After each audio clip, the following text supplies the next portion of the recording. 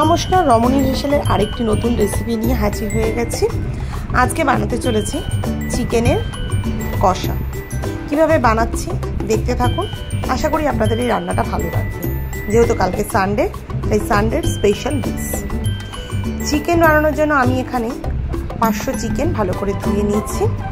চিকেনটাকে দই মাখিয়ে রেখে দিচ্ছি। তার সঙ্গে সামান্য হলুদ আর নুন একসঙ্গে ভালো করে মাখিয়ে প্রায় 1.5-2 ঘন্টা মতন রেখে দিচ্ছি। ওভারনাইট রাখতে পারলে ভালো হতো। পেঁয়াজগুলো এরকম সরু সরু করে চপ করে নিচ্ছি।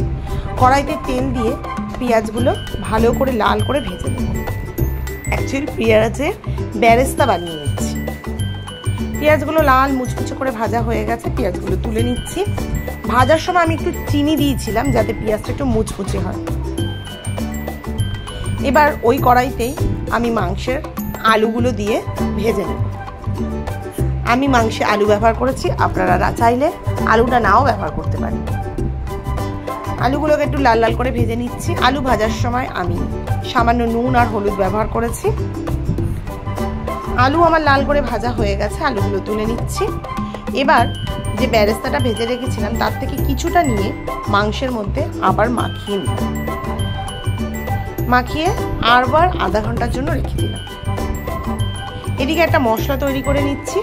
মশলার মধ্যে দিয়েছি পেঁয়াজ, আদা, রসুন। ব্যাস, আমি আর কোনো মশলা ব্যবহার করিনি, কোনো গুঁড়ো মশলাও ব্যবহার করিনি। এবার কড়াইতে দিয়ে দিচ্ছি সর্ষের তেল। মাংসটা আমি সর্ষের তেলে রান্না করি, আপনারা চাইলে সাদা তেলও ব্যবহার করতে পারেন। ফোড়নে দিয়ে দিয়েছি কিছু গরম মশলা, তেজপাতা, এলাচ, দারচিনি, লবঙ্গ। তারপরে মাখিয়ে রাখা মাংসগুলো কড়াইতে দিয়ে দিচ্ছি। এবার মাংসগুলোকে আমি লাল লাল করে ভেজে নেব।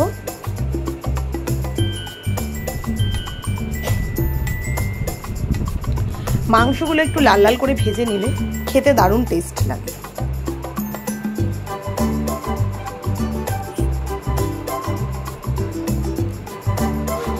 কিছুক্ষণ মাংসটা ভেজে নেওয়ার পরে মাংসগুলো দেখুন লাল লাল করে ভাজা হয়ে গেছে। এবার যে মশলাটা আমি করে রেখেছিলাম সেই মশলাটা দিয়ে ভালো করে কষিয়ে নেব। দিয়ে দিচ্ছি পরিমাণ মতো নুন, হলুদ, সব কিছু দিয়ে মাংসটা ভালো করে কষিয়ে নিচ্ছি। মাংসটা থেকে মোটামুটি তেল ছেড়ে এসছে। এবং যে মিক্সিং জারটা আছে সেটা ধুয়ে একটু জল দিয়ে দিচ্ছি। আর তার সঙ্গে কাজু, বাদাম আর দই একটু পেস্ট করে নিয়েছিলাম, সেটা দিয়ে দিলাম। আলুগুলো দিয়ে আবারও ভালো করে নেড়ে চেড়ে নিলাম। এবার রঙের জন্য আমি একটু কাশ্মীরি লঙ্কার গুঁড়ো ব্যবহার করেছি। সব কিছু দিয়ে গরম জলের জন্য দিলাম, ঝোলের জন্য গরম জল ব্যবহার করলাম। তারপর ওপর দিয়ে পেঁয়াজের বেরেস্তাগুলো দিয়ে দিলাম। ঝোলটা আমার ফুটে গেছে। এবার ঢাকা দিয়ে 10 মিনিট স্ট্যান্ডিং টাইমে রেখে গরম গরম পরিবেশন করব।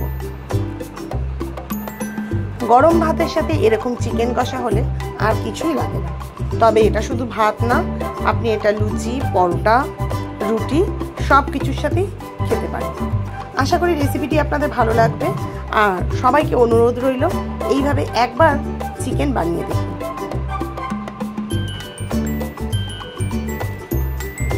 রবিবারের দুপুর জমে যাবে।